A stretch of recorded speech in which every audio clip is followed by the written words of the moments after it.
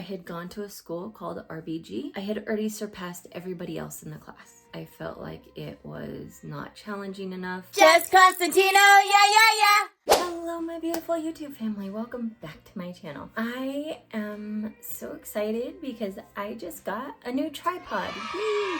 My old one was broken and I needed a new one, so I bought a new one, and it actually was cheaper than the old one. This one was so much sturdier and nicer. It's so pretty. I like it.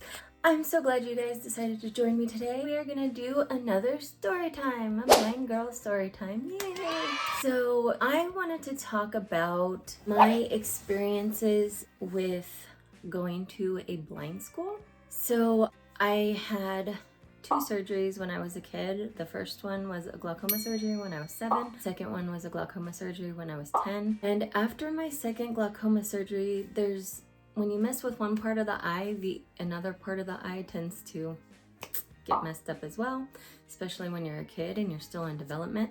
So my second glaucoma surgery, it set off my corneal disease. And when I got corneal disease, everybody panicked.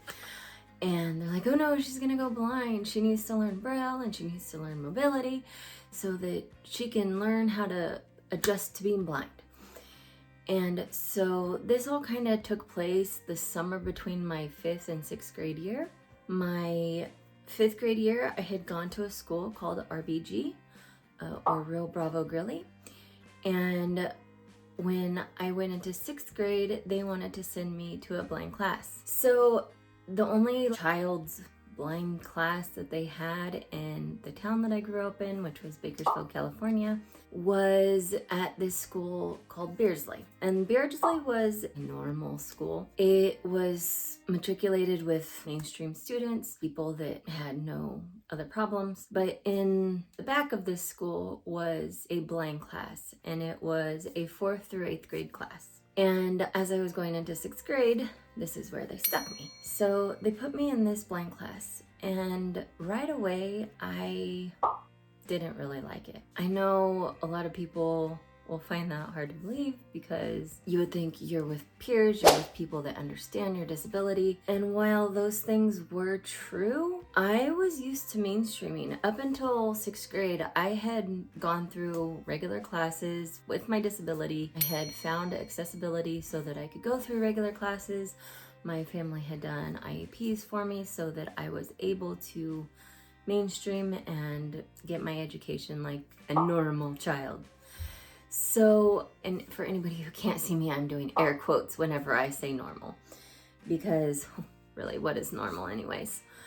But I did not like this class because it felt like we were coddled.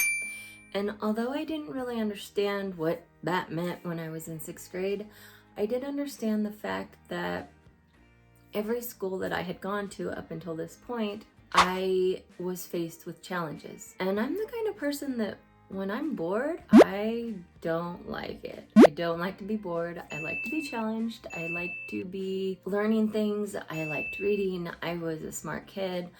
I enjoyed education, and I didn't like being in this class because it made me feel as if I was in some like outer space universe. Like it didn't fit me. It didn't fit who I was. So a good example of this was they were teaching me Braille. So within that, they were doing my math lessons in Braille, and they gave me addition.